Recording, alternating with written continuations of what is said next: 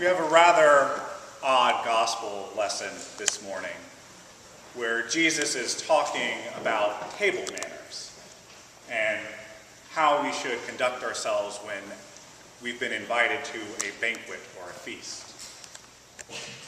I thought I had done all of my etiquette lessons growing up and learning which fork you use for what, which spoon was the dessert spoon, figuring out which plate is the bread plate and which drinking glass is your drinking glass when you're at a full table. Even learned the trick that if you put your hands out like this and then touch your thumbs with your fingers, this hand makes a B, and that's your bread plate, and this hand makes a D, and that's your drinking glass. I've learned my etiquette. And we have this gospel lesson where Jesus is teaching us even more etiquette for sitting at a table, and it seems rather awkward because why does Jesus care where we sit at a table? And the more I thought about it, the more I realized Jesus doesn't care where we sit at a table. That's not the point of what he's saying.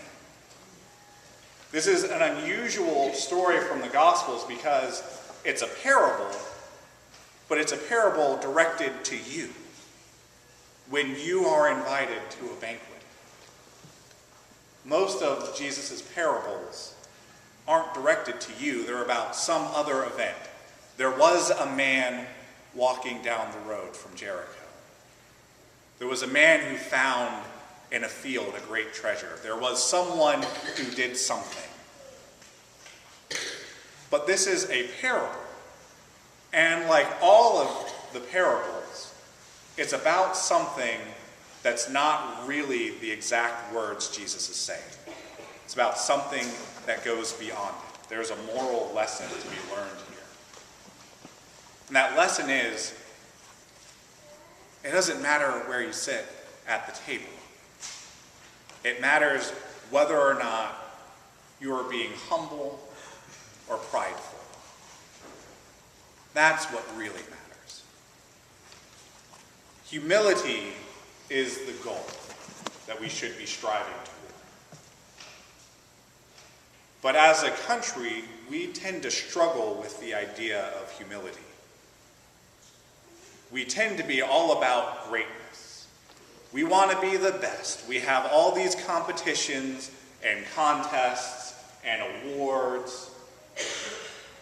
How many award ceremonies have you watched this year alone?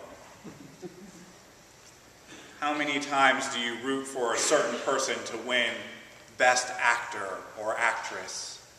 Or you want so-and-so to be voted MVP, or you want your chosen team to win the Super Bowl or the National Championship or the World Series.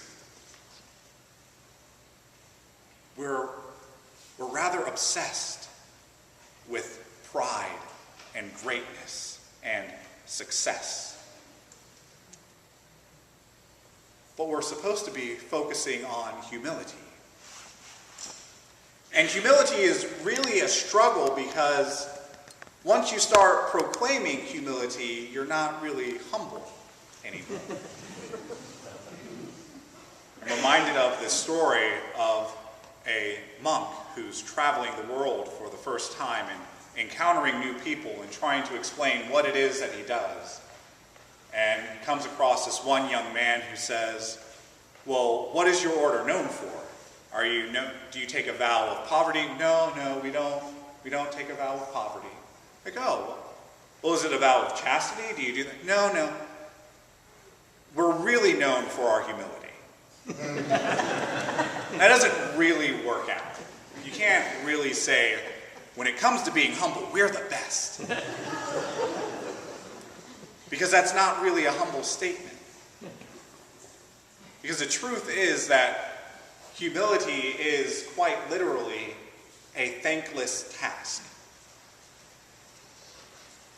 When you do things out of humility, you don't do them to receive thanks or accolades or awards. You do them simply because you see a need and you do something about it. Humility is difficult. It's a rather difficult topic to preach on, and I find myself being more like that monk and proclaiming, well, here's how humble I am, go thou and do likewise. But it's a difficult thing. And so I do want to give you some examples, and I can only give examples from my perspective because that's the only perspective I have. So I can tell you some stories about times when being humble was difficult. I especially remember a time in CPE when I was spending a summer as a chaplain at the Cleveland Clinic. And every week I had one night where I was on call for the night. And because Cleveland Clinic is so large, I was called to at least 2 deaths every night I was on call. It was a very difficult summer. The most difficult call I received was the first time it was an unexpected death. This was someone who'd come in for a routine operation, had an allergic reaction, and they didn't notice it in time. So it's the first time and only time that summer that I encountered a death that was not because someone was in long-term care or had some disease that was the cause of their death that the family was expecting. It was also the first time that I found out, before the family did, that this person had died. And so for the next 2 hours, every 10 to 15 minutes, there's a new family member showing up at the hospital, having no idea what's happened, only knowing that they needed to come to the hospital.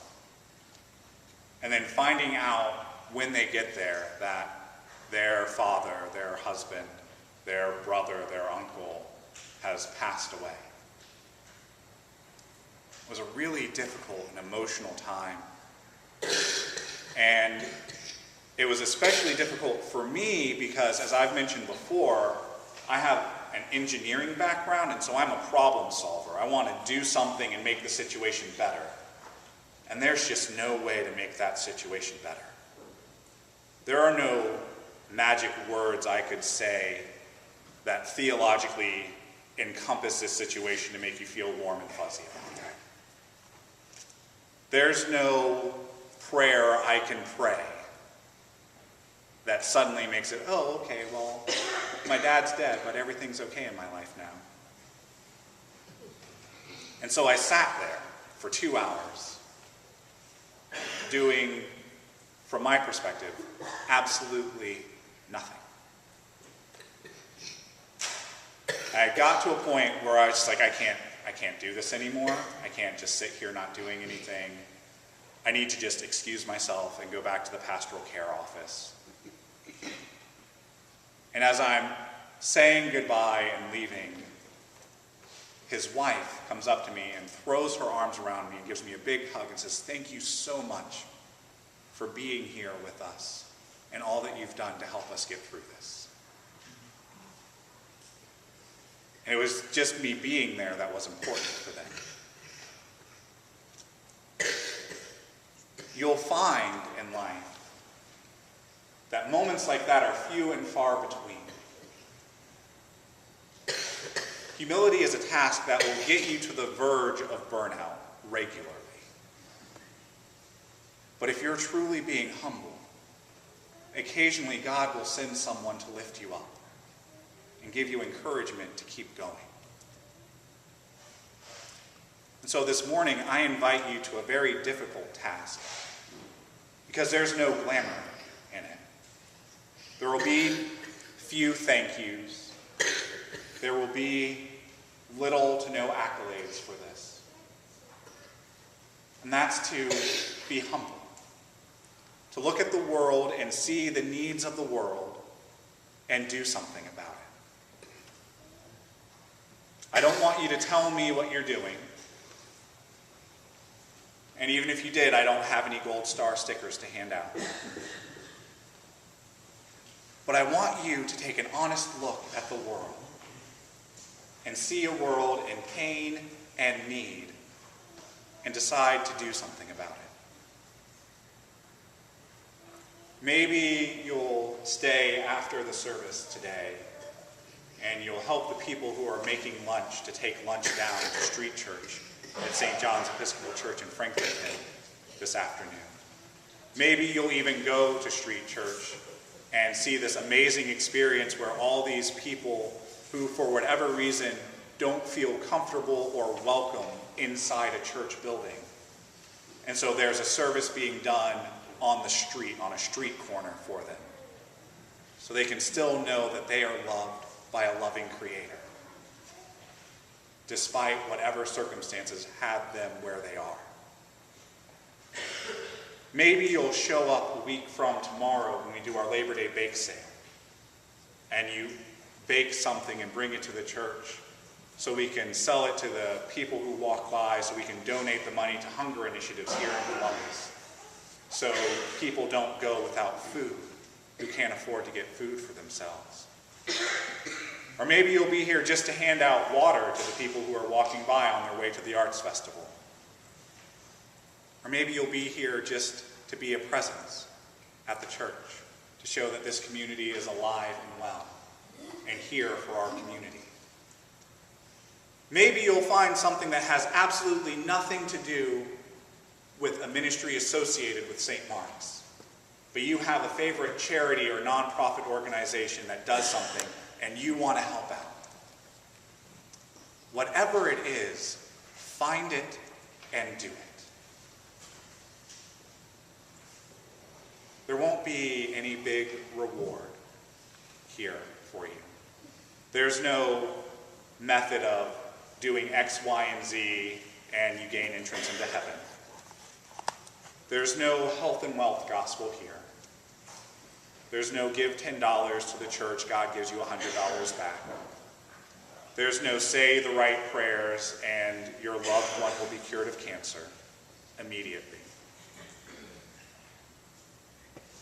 There's just doing work that needs to be done, simply because it needs to be done and you're there to do it. Because if we don't do the work that needs to be done, then who is? So I invite you to this task of humility.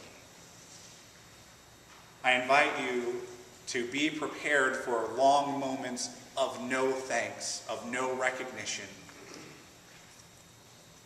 There's no spotlight shining on you. There's no newsletter article highlighting the amazing work you do.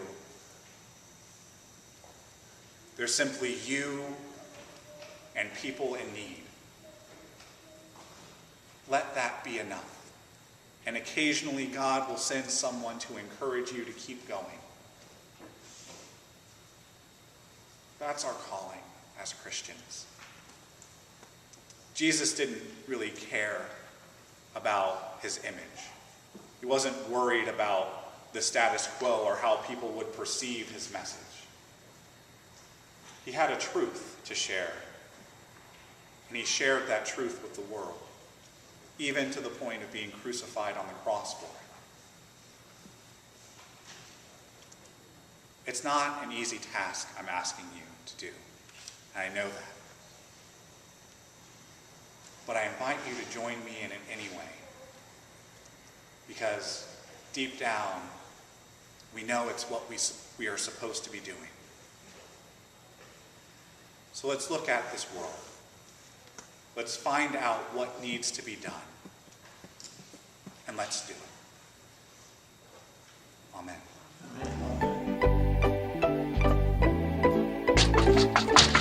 Mint!